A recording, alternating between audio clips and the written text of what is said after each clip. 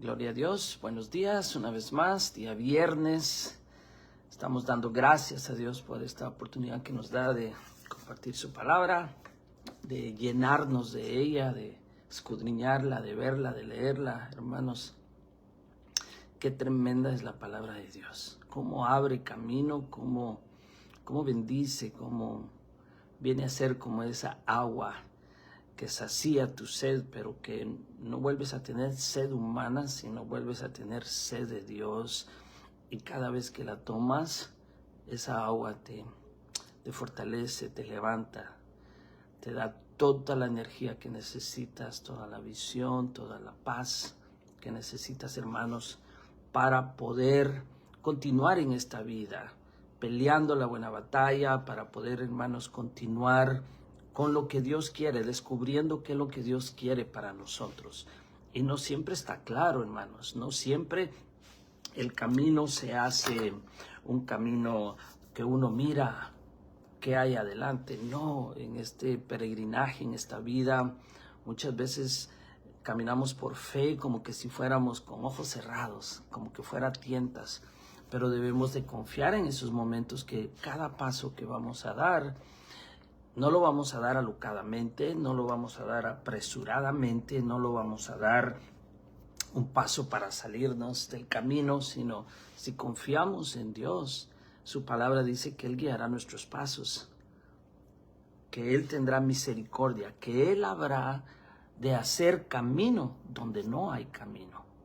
Escucha esto, es muy importante en la vida espiritual, en la vida secular. Es muy importante que nosotros traigamos lo espiritual y lo apliquemos a nuestra vida diaria, a nuestra comunión con Dios, hermano, que nosotros podamos tener esa confianza. Solo Dios puede hacer eso, solo su gracia. Por eso es tan maravilloso entender los temas de la gracia, para nosotros también aplicarla bien, para nosotros también, hermanos, aprender que la gracia no es solamente un estilo de vida en libertinaje, como muchos lo han malentendido, o gracia sobre gracia, puedo hacer lo que se me dé la regalada gana. De todas maneras, Dios me entiende, Dios me comprende, Dios sabe cuáles son mis debilidades y me acepta y me ama. Correcto, eso es cierto, pero como hijos de Dios, eso se eleva y nos invita a caminar con gracia en medio de la vida, ¿sí? En medio de los trajines diarios, comunes y corrientes. La gracia, escucha esto está tremendo. La gracia nos evita ser religiosos. La gracia nos evita ser falsos. La gracia de Dios nos evita ser vanidosos. Y no me refiero al vestirse bien. No me refiero al tener un buen reloj, no me refiero al manejar un carro bonito, ¿sí? Siempre y cuando nuestro corazón no esté en eso, solo que nos gusta y lo podemos comprar y lo compramos. El ser vanidoso es el jactarse, escucha eso, el jactarse del don que Dios te dio y querer más, o aparentar el don que no tienes y querer elevarte, y no saber entender la plataforma que Dios te ha dado para alcanzar otros, para bendecir a otros y creerte, oh, yes, yo soy la gran cosa. Bueno, de esos hay muchos. Para mí esos son los cristianos comunes y corrientes. La Biblia muestra que los llamados serán perseguidos, que los llamados, que la iglesia al final será perseguida. La Biblia muestra, hermanos, que la iglesia será zarandeada. Oh, me han pedido para zarandearte. Pedro, no lo sabes. Quieres dar tu vida por mí, pero en verdad te digo que hoy me negarás. No, Señor, ¿cómo te voy a negar? Hey, un Pedro vanidoso. ¿Vanidoso de qué? De su poder, de su carácter, de su persona. Yo doy todo por ti. La verdad que no lo sabemos. La verdad que no sabemos hasta que llegamos al momento en la vida donde verdaderamente, hermanos amados, podemos mostrar lo que tenemos dentro del corazón. Hasta que nos desprecian, hasta que el pastor, el líder en una iglesia nos sorprende de tal manera, hermanos, de que nosotros en ese momento, imagínate esto, en ese momento vamos a tener que tomar una decisión o habremos tomado decisiones si nos vamos de la iglesia o nos quedamos. Y yo te digo algo que venía pensando, hermanos, o me levanté pensando hoy en la mañana. ¿Hasta cuándo y hasta dónde se debe de quedar uno en una iglesia? Escucha esto, porque no es dividir iglesias, no es irse peleando con berrinche, hablando mal del pastor, aunque el pastor haya sido una persona injusta. No, dejémoslo ser injusto. Si se lo podemos decir, si podemos amablemente con el Espíritu de Dios decirle la verdad, si le dolió, pero con la esperanza de que esa exhortación pueda hacerlo recapacitar. Pero cuando uno se debe de ir de un lugar es donde uno no tiene paz, donde uno no crece, donde no hay visión, porque todo lugar, toda iglesia, toda congregación, si no hay visión, perece. Escucha esto. Si no hay visión, el pueblo de Dios desaparece. Pero porque hay una visión, cualquiera que sea, por muy pequeña que sea, como un ejemplo, la hermana Yasmín Rodríguez. Saludos y abrazos, hermana. Cuando ustedes iniciaron su pequeño negocio, tu esposo tuvo una visión y porque tenía eso en mente, se lanzó con base a que podía hacer el trabajo, pero él deseó tener su compañía y perseveró y perseveró y perseveró y ahí está la bendición. Cuando uno quiere levantar algo en el Señor, tiene que tener una visión. ¿Cómo lo voy a hacer, Señor? Y dependo de ti siempre, de esos pasos que tú nos vas a guiar a dar. De esa manera podemos ser exitosos en Dios. Yo le voy a mostrar ahora con la Biblia un tema que, wow, lo leí, el texto que el Señor me puso que predique hoy, hubiera podido ser otro, pero Dios eligió este para mi corazón, para meditar en cómo David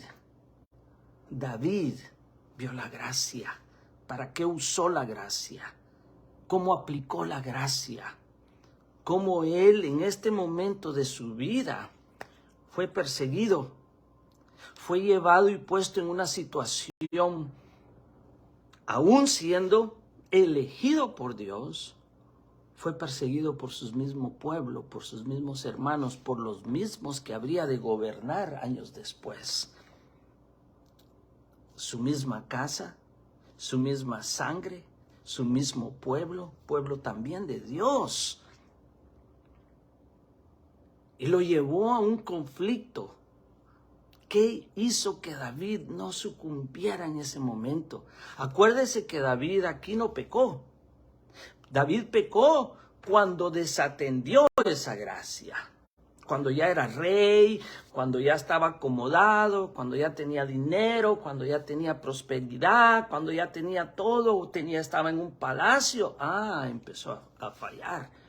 Cuando desatendió su comunión con Dios y empezó a satisfacer los deseos de su carne, porque era un rey que se le ofrecían mujeres a diestra y a siniestra, y no supo resistir. Y usted sabe la historia, hermano, de David, que aún siendo conforme al corazón de Dios, falló. Como tú y como yo, el hermano Milton ha fallado muchísimo. Si usted cree que yo soy santo, hermano, yo solo le puedo decir que por pura misericordia de Dios estoy parado. Que me ha tocado sufrir, que me ha tocado he cometido errores, hermano, que tal vez usted los escucharía y no los creería. Pero estoy tratando de ser sincero, estoy siendo sincero. No estoy tratando la manera de engañarlo, no estoy tratando la manera de decirle, sea como yo. No. Seamos como lo que dice la Biblia. Dejémonos guiar de los ejemplos de la Biblia. Edifiquémonos el uno al otro. Un saludo, hermano José García. En realidad, hermanos, la vida es así. La vida no es de aparentar. La vida no es de malinterpretar hasta nuestros propios pensamientos, hasta la vibra que nos tiran las personas. No hay que malinterpretarlas. Hay que tomarlas con un corazón limpio. Sean malas, sean difíciles decisiones que tenemos que tomar, a la final tomemos el tiempo de aplicar la gracia. Y voy a leer con ustedes 1 Samuel 27, acompáñenme en la lectura. Hermano, yo le pido a Dios que nos ilumine la mente, porque vamos a dar pasos por fe para agradar a Dios, para servir a Dios. Y servir a Dios no es ir a somatarse el pecho a la iglesia, o ir el domingo y servir de ujier sin saber qué es ser ujier, sin saber qué es realmente lo que estamos haciendo, hermano, y quedarse uno callado. Yo lo hice por años, no me arrepiento, pero servir a Dios es hacer su voluntad. En la vida diaria, en el trabajo cotidiano, cuando tú te dignas a ayudar a alguien que no es cristiano, le estás sirviendo a Dios como no tienes idea. Cuando tú, hermano, con amor y misericordia, te compadeces de la necesidad de otro, y tal vez no tienes tú para dar, pero estás dispuesto a dar la mitad de tu bocado. Y tal vez no va a ser así siempre, pero cree que Dios te va a usar de gran bendición.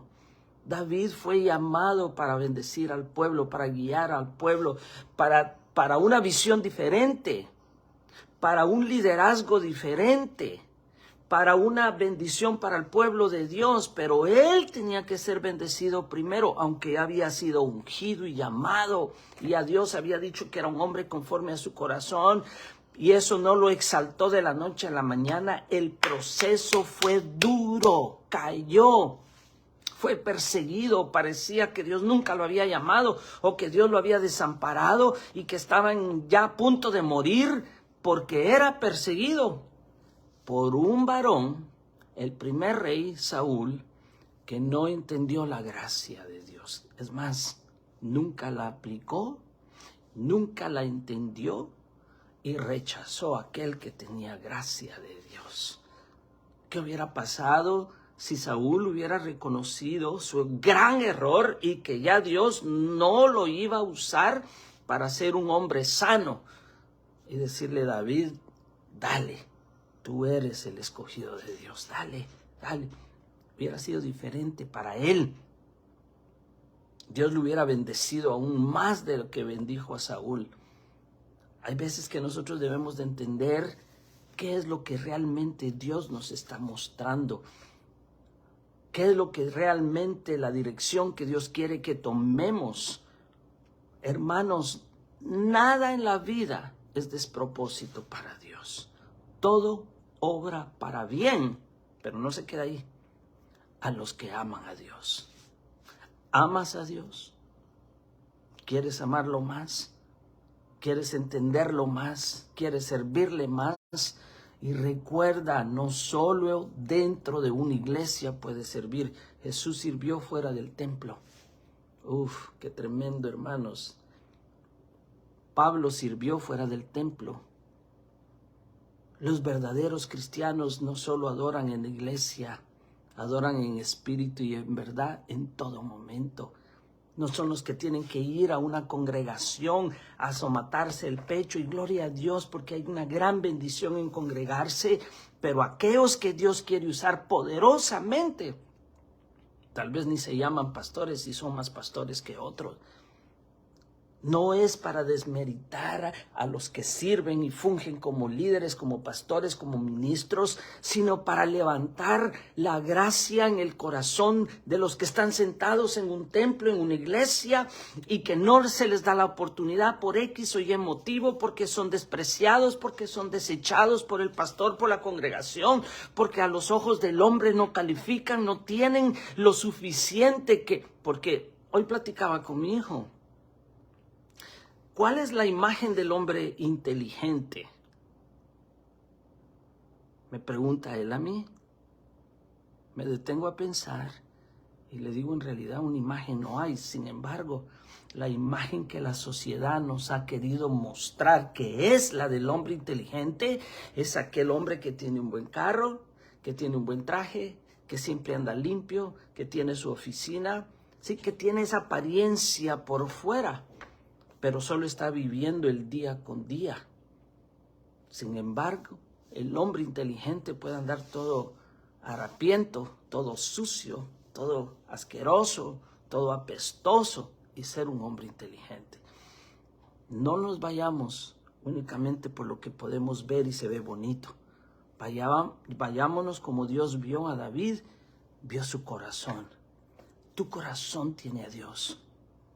Ahí está Dios. Mira lo que dice David en este momento de su vida.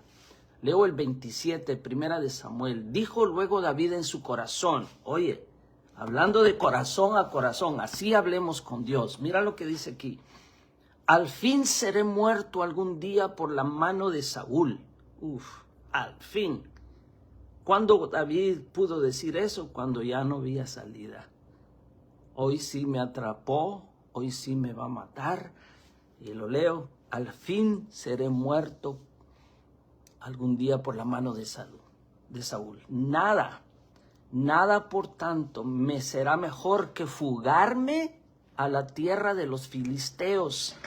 Los filisteos, hermanos, si tú vas a la Biblia y buscas en la historia, adoraban a Satanás, pero lo veían como Belcebú, lo veían como Balaal. Él era su Dios. Los filisteos, hermano, adoraban a cualquier dios, pero Baal era su Dios. Y David decide salir de su pueblo porque su mismo pueblo, porque su misma gente judía, israelita, lo andaban siguiendo para matarlo porque él era el escogido de Dios. Mire la lucha, mire el conflicto, no solo literal, sino espiritual. Y David dice, en la tierra de mis hermanos no hay lugar para esconderme. Me esconderé con los filisteos, con los enemigos de Jehová, con los enemigos de mi Dios.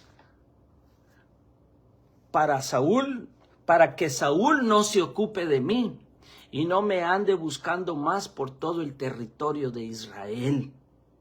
O sea que Saúl en Israel se sentía el rey. Y aunque era el rey, como muchos pastores en iglesia se sienten los pastores. Pastor es aquel que te guía, que te aconseja. Muchas veces el pastor puede ser el que ora por ti. Y muchas veces tal vez no tienes ni el privilegio que tu pastor ore por ti. Nomás tienes un predicador que funge como pastor, pero que no se ocupa de tu vida espiritual cuando tú lo necesitas. Y eso hay que entenderlo y hay que aclararlo en nuestra mente. Pastor puede ser una persona que llega a tu casa, hermano, y porque no lleva el nombre de pastor, pero te está guiando a dar los pasos bíblicos. Ahí está tu pastor. Y así escapará de su mano. Se levantó pues David y con los 600 hombres que tenía consigo, un pequeño ejército de 600 hombres que lo seguían, se pasó a Aquis, hijo de Maoc, rey de Gad, y moró David en Aquis, en Gad, y él y sus hombres, cada uno con su familia, David con sus 2 mujeres, Ahinoam, Jezraelita, y Abigail, la que fue mujer de Nabal, el de Carmel. Eso lo vimos en otros temas anteriores. Y vino a Saúl la nueva o la noticia que David había huido a Gad, a la tierra de los filisteos, y no lo buscó más. Mire dónde estaba escondido David, con el que en ese momento también eran enemigos del mismo David, pero iba a encontrar más paz ahí y seguridad que en su misma tierra. Y David dijo a Aquis, y esto es importante, porque este es el meollo del mensaje de hoy. Si he hallado gracia, una vez más la palabra gracia, si he hallado gracia, si tú has visto y tienes ver en mí, si he hallado gracia ante tus ojos, séame dado lugar en alguna de las aldeas para que habite allí. Pues, ¿por qué ha de morar tu siervo? Se hizo siervo de un filisteo contigo en la ciudad real. Y Aquis le dio aquel día Siclag, por la cual Siclag vino a ser de los reyes de Judá hasta hoy. Fue el número de los días de David que habitó en la tierra de los filisteos 1 año y 4 meses. Wow, hermano. Imagínese qué será salir de una iglesia e irse a refugiar donde no es iglesia, porque en la iglesia te trataron mal. Bueno, en esa condición estaba David. Estaba huyendo de su misma gente, que lo odiaban, que lo detestaban, que lo querían matar. No encontraba palabra de Dios con ellos, solo persecución, solo desprecio. Y sí lo querían matar. Dios nos libre de caer en esas iglesias donde los pastores no se dignan a ver la necesidad del alma, a ver el llamado del hombre, de la mujer, sino que ellos, como Saúl, se enseñorean del pueblo de Dios y ni siquiera los guían a agradar a Dios, sino solo comen de ellos. Escucha lo que la palabra nos está diciendo. Y subía David con sus hombres y hacían incursiones con los jesuritas, los jezraítas y los amalecitas, porque estos habitaban de largo tiempo en la tierra, desde como quien va a Sur hasta la tierra de Egipto, y asolaba David el país, y no dejaba con vida hombre ni mujer, y se llevaba las ovejas, las vacas, los asnos, los camellos y las ropas, y regresaba a Aquis y decía a Aquis: ¿dónde habéis morado hoy?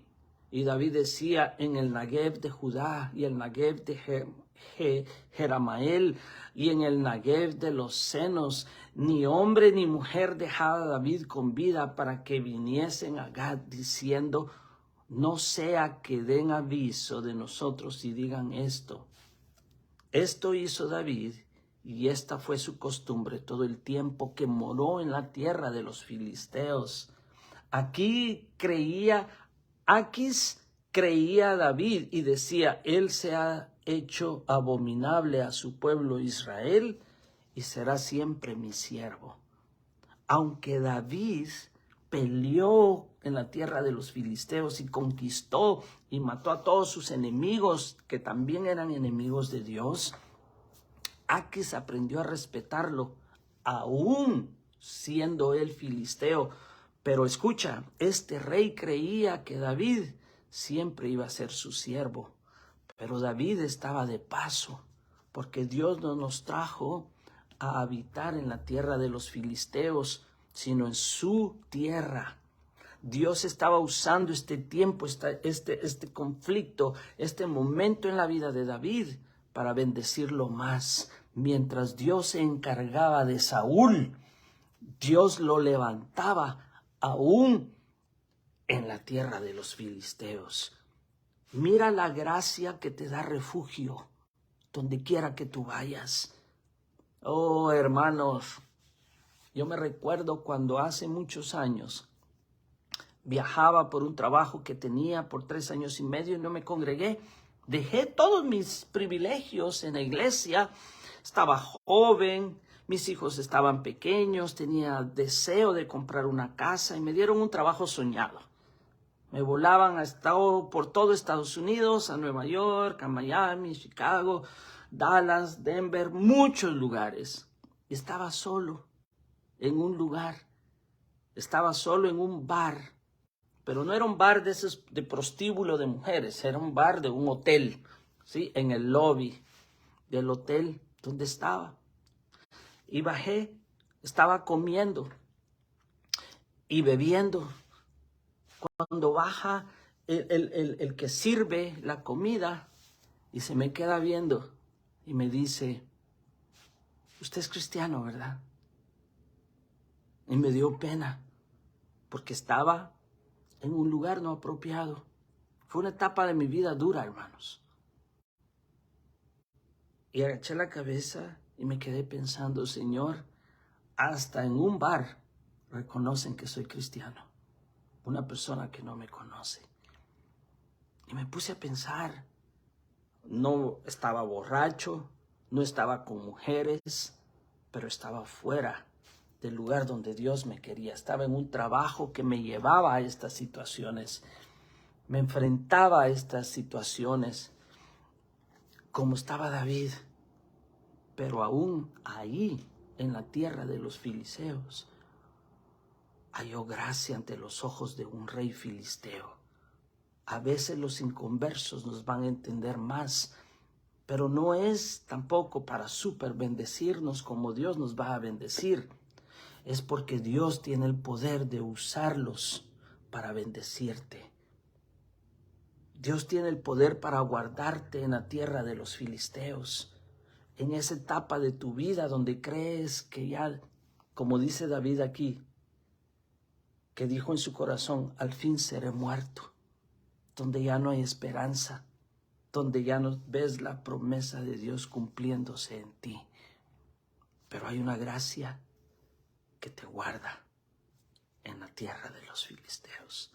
En esta tierra donde no vamos a heredar el mundo, donde todas las riquezas acumuladas se van a quedar, porque en un abrir y cerrar de ojos, los muertos en Cristo resucitarán primero y los que estemos vivos seremos llevados y transformados para unirnos con Cristo.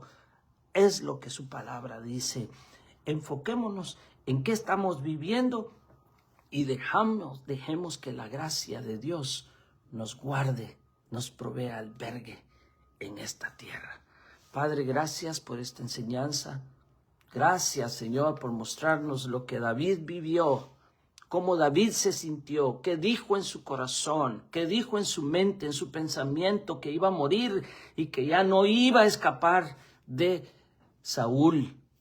Pero tú lo guardaste, aún en la tierra donde habían satánicos, donde había gente que estaba literalmente en contra de ti. Ahí le diste victoria, ahí le diste prosperidad. Allí, esa tierra pagana, tú lo guardaste como nos has guardado y guardarás a mis hermanos, donde también ahí serán de bendición. Gracias, Padre, porque tú obras de muchas maneras, porque tú nos enseñas y nos guardas y nos bendices. Que el Señor les bendiga. Hermanos, si usted quiere hacer preguntas, puede hacerlo. Para eso tiene el chat, puede escribirlas. Yo las voy a leer, les voy a responder. Si usted quiere decir si es de bendición este devocional o no. Si usted está en desacuerdo, también. Si le caigo bien, también. Y si le caigo mal, también. Aclaremos, pero seamos sinceros. Seamos respetuosos. Entendamos lo que Dios nos quiere hacer. O si le estoy confundiendo, o si usted cree que estoy en la mentira, también dígamelo, hermanos, se vale. Así que, hermanos amados, que el Señor les bendiga y que esta gracia que hoy leímos en 1 Samuel 27, que le proveyó albergue a David en la tierra de los filisteos, dígame qué religiosidad es esa. Dígame si no es una gracia tan genuina como la que tú tienes, como que la hermana Hilda tiene, como la Jasmine tiene, como ustedes tienen, amados hermanos. Confiemos en Dios, porque Cristo viene pronto. Que el Señor les bendiga grandemente, que tengan un excelente día, que Dios los guarde, hermanos. Dios tiene cosas maravillosas y nos sorprenderá en gran manera. Espera esa bendición de Dios hoy en tu vida. Amén. Hermana Hilda, hermana Jasmine, pastores, que el Señor les bendiga. Nos seguimos viendo y compartan este